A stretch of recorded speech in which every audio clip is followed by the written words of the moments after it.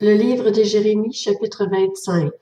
Voici la parole adressée à Jérémie au sujet de toute la population de Juda, la 4e année du règne de Joachim, fils de Josias, sur Juda, qui était aussi la première année de règne de Nebuchadnezzar sur Babylone. Le prophète Jérémie la proclama à tous les habitants de Jérusalem, et elle concernait toute la population de Juda. Depuis la 13e année du règne de Josias, fils d'Amon, sur Juda et jusqu'à aujourd'hui, il y a 23 ans que la parole de l'Éternel m'est adressée. Je vous ai parlé et reparlé, inlassablement, mais vous n'avez pas écouté. L'Éternel vous a envoyé tous ses serviteurs les prophètes. Il les a envoyés inlassablement, mais vous n'avez pas écouté, vous n'avez pas tendu l'oreille pour écouter. Il disait que chacun renonce donc à sa mauvaise conduite et à la méchanceté de ses agissements. Ainsi, vous pourrez habiter sur la terre que l'Éternel vous a donnée, à vous et à vos ancêtres, depuis toujours et pour toujours. Ne suivez pas d'autres dieux pour les servir et pour vous prosterner devant eux. Ne méritez pas par votre manière d'agir, et je ne vous ferai aucun mal. Mais vous ne m'avez pas écouté, déclare l'Éternel, de sorte que vous m'avez irrité par votre manière d'agir, et ce pour votre malheur. C'est pourquoi voici ce que dit l'Éternel, le Maître de l'univers. Puisque vous n'avez pas écouté mes paroles, je vais prendre et envoyer tous les peuples du Nord, déclare l'Éternel, ainsi que mon serviteur Nebuchadnezzar, roi de Babylone. Je vais les faire venir contre ce pays, contre ses habitants et contre toutes les nations qui l'entourent. Je vais les vouer à la destruction et faire d'eux un sujet de consternation et de moquerie. Il n'en restera que des ruines, et ce, pour toujours. Je ferai disparaître de chez eux les cris de réjouissance et de joie, les chants du fiancé et de la fiancée, le bruit de la meule et la lumière de la lampe. Tout ce pays deviendra une ruine, un endroit dévasté, et ces nations seront esclaves du roi de Babylone pendant 70 ans. Cependant, lorsque ces 70 ans seront passés, j'interviendrai contre le roi de Babylone et contre son peuple à cause de leurs fautes, déclare l'Éternel. J'interviendrai contre le pays des Babyloniens et j'en ferai un désert pour toujours. Je ferai venir sur ce pays tout ce que j'ai annoncé sur lui, tout ce qui est écrit dans ce livre, ce que Jérémie a prophétisé sur toutes les nations. En effet, des nations puissantes et de grands rois feront d'eux aussi leurs esclaves, et je les traiterai conformément à leurs actes et à leur manière d'agir. Oui, voici ce que m'a dit l'Éternel, le Dieu d'Israël. Prends dans ma main cette coupe, remplie du vin de ma colère, et donne-la à boire à toutes les nations vers lesquelles je vais t'envoyer. Elles boiront, elles tituberont, et elles perdront la tête devant l'épée que j'envoie parmi elles.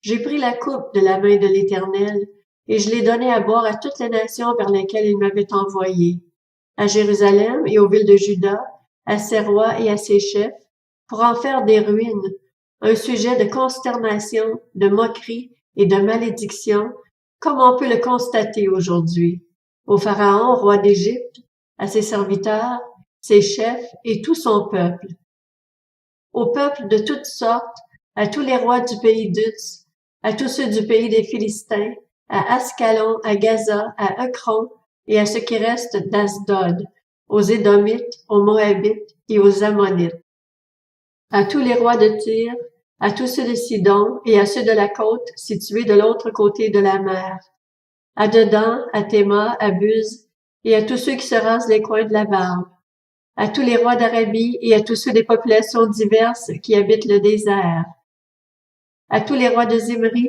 à tous ceux de Lam et à tous ceux de Médie, à tous les rois du Nord, qu'ils soient près ou loin, les uns après les autres, et à tous les royaumes du monde qui vivent à la surface de la terre. Enfin le roi de Sheshak a dû boire après eux. L'Éternel m'a ordonné, annonce-leur, voici ce que dit l'Éternel, le Maître de l'univers, le Dieu d'Israël. Buvez, enivrez-vous, vomissez et tombez sans plus vous relever devant l'épée que j'envoie parmi vous. Et s'ils refusent de prendre la coupe de ta main pour la boire, dis-leur, voici ce que dit l'Éternel, le Maître de l'univers. Vous en boirez, c'est certain. En effet, je commence à propager le malheur dans la ville à laquelle mon nom est associé, et vous resteriez impunis? Vous ne resterez pas impunis, car j'appelle l'épée sur tous les habitants de la terre, déclare l'Éternel, le Maître de l'univers. Quant à toi, tu leur transmettras toutes ces prophéties, et tu leur diras, l'Éternel rugit d'en haut, de son saint refuge, il fait retentir sa voix.